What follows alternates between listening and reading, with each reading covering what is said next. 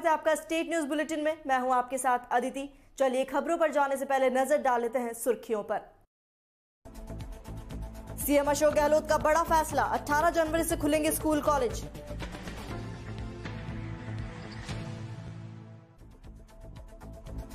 अगले सप्ताह से मिलेगी कोविड-19 वैक्सीन, स्वास्थ्य मंत्रालय ने दी जानकारी।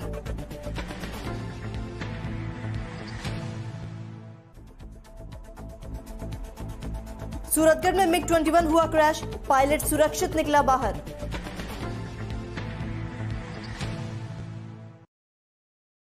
अब खबरें विस्तार से।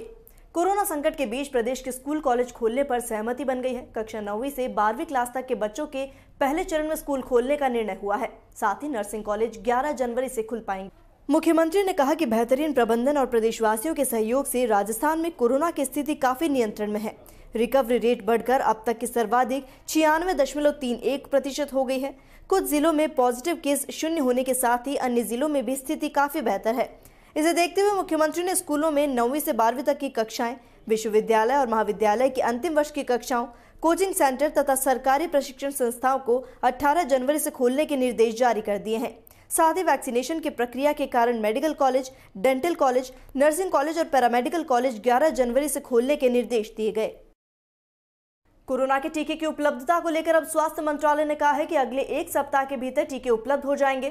टीका किस तारीख को उपलब्ध होगा, इसका अंतिम फैसला अभी होना बाकी। केंद्रीय स्वास्थ्य सचिव राजेश भूषण ने प्रेस वार्ता की और कहा कि स्वास्थ्य कर्मियों और अग्रिम पंक्ति के कर्मचारियों को खुद को पंजीकृत कराने की जरूरत नहीं है, क्योंकि उनका डाटा बड़े पैमाने पर कोविड टीका वितरण प्रणाली में डाला हुआ है। उन्होंने कहा, पूर्वाभ्यास के फीडबैक के आधार पर स्वास्थ्य मंत्रालय आपात इस्तेमाल की मंजूरी के 10 दिन के भीतर कोविड-19 टीके को पेश करने के लिए पूरी तरह तैयार है। जब उनसे टीके को उपलब्ध यानी रोल आउट कराने पर सवाल किया गया तो उन्होंने कहा कि अंतिम फैसला सरकार द्वारा ही लिया जाएगा। भारत के औषधि नियामक ने सीरम इंस्टीट्यूट ऑफ इंडिया द्वारा निर्मित ऑक्सफोर्ड कोविड-19 टीके कोविशील्ड और भारत बायोटेक के स्वदेश में विकसित टीके कोवैक्सीन के देश में सीमित आपात इस्तेमाल को रविवार को मंजूरी दे दी थी।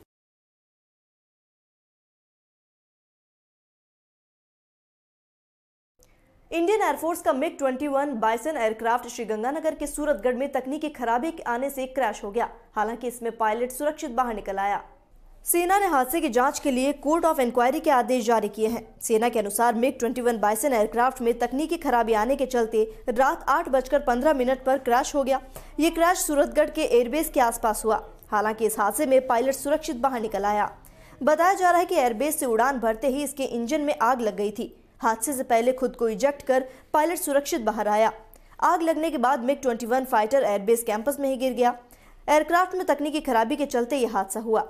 इस हादसे में पायलट की जान सुरक्षित बची। अब खबर भिलवाड़ा से है, जहां जिला कलेक्ट्रेट पर शिक्षा बचाओ संयुक्त संघर्ष समिति के बैनर तले निजी स्कूल संचालकों ने शिक्षा मंत्री गोविंद सिंह डोटासरा का पुतला दहन कर प्रदर्शन किया।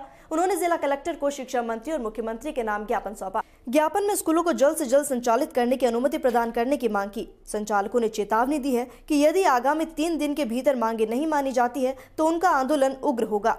समिति के संयोजक अर्जुन देवालिया ने कहा कि कोरोना के कारण पिछले 9 महीने से सभी स्कूल बंद है। उनकी मांग है कि केवल उन बच्चों को शिक्षा प्रदान करने की स्वीकृति प्रदान करें जो निर्धन होने के कारण ऑनलाइन शिक्षा प्राप्त नहीं कर पा रहे हैं। ऐसे बच्चों को अगर शिक्षा नहीं मिली तो उनका 1 साल पूरी तरह बर्बाद हो जाएगा। इसके साथ ही सरकार यदि जल्द विद्यालयों पर ध्यान नहीं देती है तो कई विद्यालय बंद होने की कगार पर पहुंच जाएंगे।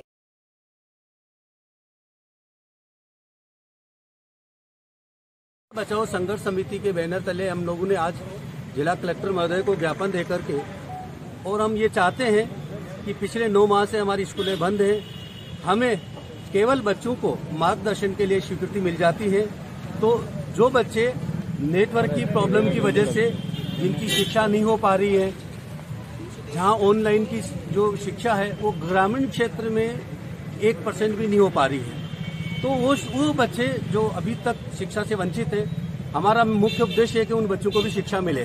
कलेक्टर साहब द्वारा हम यही हमारी आज मुख्य मांग रखी हमने कि हमें स्वीकृति मिले। बस आज हमें शिक्षा मंत्री डोटासरा जी का पुतला जला करके और राजस्थान सरकार को हम ये बताना चाहते हैं कि अब तक जो निजी स्कूलों को खत्म करने की जो सरकार की नीति है उसके खिलाफ आज हम लोग उतर करके आए हैं। और पिछले अगर 2 दिनों में 3 दिनों में हमारी मांगों को अगर नहीं मानी जाती है तो हम जिला लेवल पे, प्रदेश स्तर पे उग्र आंदोलन करके हमारे स्कूलों को खोलेंगे।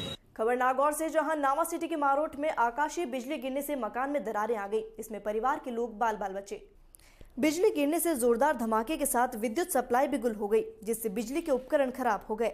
श्यामगढ़ पंचायत क्षेत्र में बारिश के साथ ओलावृष्टि हुई और रात करीब 11:30 बजे मोहनलाल सोनी के घर पर जोरदार धमाके के साथ आकाशीय बिजली गिरी। धमाका इतना जबरदस्त हुआ कि आसपास के क्षेत्र में कोहराम मच गया। बिजली गिरने की वजह से छत से चूना पत्थर गिरे, जिसकी वजह से पुत्र हिमेश के सर पर चोट लगी और पत्नी भी चोटिल हो गई। बिजली गिरने के कारण घर में रखे सभी बिजली के उपकरण खराब हो गए। बिजली की वजह से पास में लगा ट्रांसफार्मर भी जल गया, जिससे 15 परिवारों की लाइट करीब 20 घंटे बंद रही।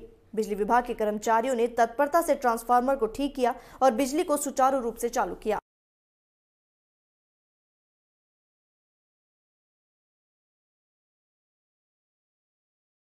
सरपंच आनंदीलाल बाजा, श्यामगढ़ सरपंच। हमारे गांव के अंदर मोहनलाल सोनी के घर पे आपदा के अंदर लाइट ऊपर जो आकाशीय बिजली गिरने से बहुत बड़ा नुकसान हो गया और जनहानि तो नहीं हुई, लेकिन वो जो उपकरण है वो सब कुछ जल गए। लाखों रुपए का नुकसान हो गया।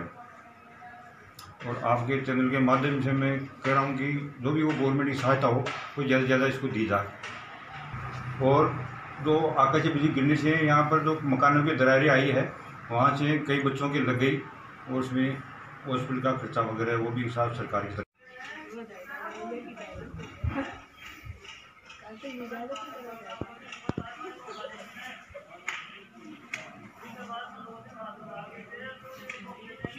हम चित्रमल सोनी है, श्यामगढ़ का निवासी हूँ।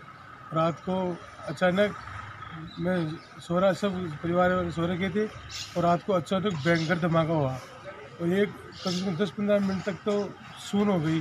सारे परिवार वाले घबरा गए और एलईडी टीवी, फ्रिज, कूलर ये सब नष्ट हो गए, पंखे भी सब जल गए।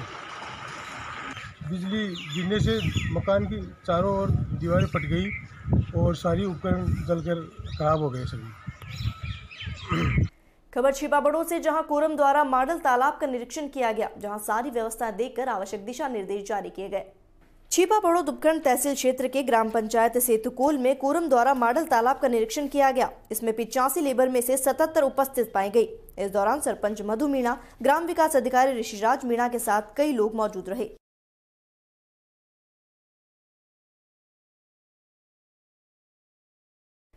खबर झुंझुनू से है, जहां उदयपुरवाटी कस्बे के निकटवर्ती ग्राम पंचायत गोरिया धनवता के गोरिया राजकीय उच्च प्राथमिक विद्यालय की जोड़ में हो रहे अतिक्रमण को हटाने की मांग उठी है। ग्रामीणों के साथ सरपंच ने उदयपुरवाटी एसडीएम को ज्ञापन सौंपा। एसडीएम ने आश्वासन देते हुए कहा कि टीम गठित कर सरकारी विद्यालय की जोड़ भूमि में हो रहे अतिक्रमण हटाने की बात कही गई है। ग्रामीणों ने बताया कि पहले तहसीलदार ने हल्का पटवारी को आदेश देते हुए सीमा ज्ञान करने के लिए आदेशित किया था, लेकिन उन्होंने कोई सीमा ज्ञान नहीं किया। ग्रामीणों का कहना है कि एसडीएम के आदेश होंगे तभी सीमा ज्ञान होगा।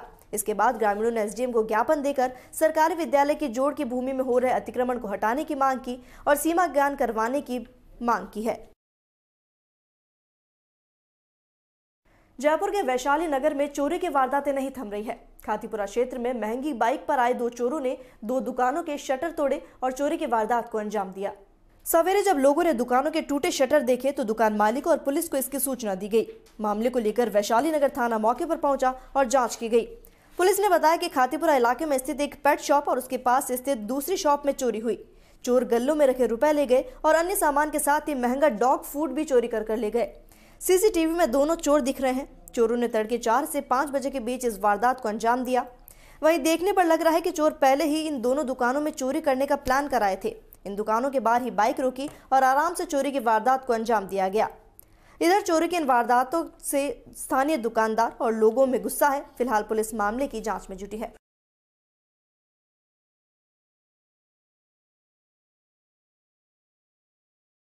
वहीं निम्बाहेड़ा के सेगवा निवासी नाथूलाल कालबेलिया ने थाने में अपनी ही बच्ची की गुमशुदगी की रिपोर्ट दर्ज कराई है। साथ ही किसी अनहोनी की आशंका के चलते जल्द तलाश करने की मांग की है।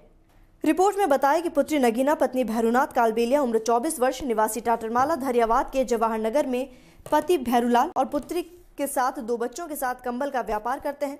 20 दिसंबर को जमाई ने पुत्री नगीना के साथ मारपीट कर उसके दोनों बच्चों को छीनकर पुत्री को निकाल दिया। उस रात पुत्री अकेली गांव सेगवा आई। 31 दिसंबर को पुत्री गांव सेगवा से लापता हो गई।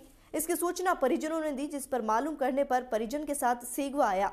आसपास नगीना की तलाश करने पर पता नहीं चल पाया। वहीं पिता ने अनहोनी की आशंका जताकर जल्द तलाश करने की मांग की है।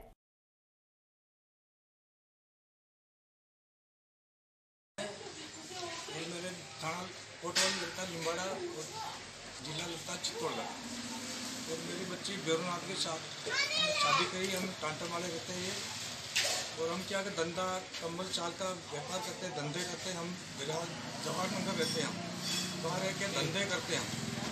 ये 20 तारीख के दिन मेरी लड़की को रात की 1 बजे बहुत मारपीट की, गंभीर हालत कर दी और बच्चे सब पोस लिया।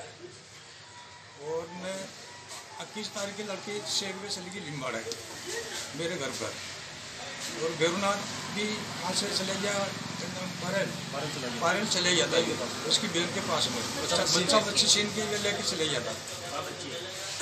और बाद में बड़ी लड़की का फोन आया, ये बोले कि अपने नगीना का पत्ता भी नहीं, पापा तुम आओ। तो मैं वहाँ घर पे चले गया साहब, घर पर चले आए और बाद जांच मात की दी। सब परिवार में मैं गाड़ियाँ लेकर दौड़ाई, मेरे परिवार में क्या कहीं भी जांच के लिए काम पता नहीं लगा उसका। तो इसमें क्या होगा, थाना में कुछ जाके मैं 3 तारीख की रिपोर्ट दर्ज करवाई और मेरे साथ मोहब्बत करो पुलिस वाले आप, और मेरी लड़की का पता लगाओ आप। और इसी के साथ ही स्टेट न्यूज बुलेटिन में फिलहाल इतना ही। देश और दुनिया की तमाम खबरों के लिए बने रहिए DPK न्यूज के साथ। नमस्कार।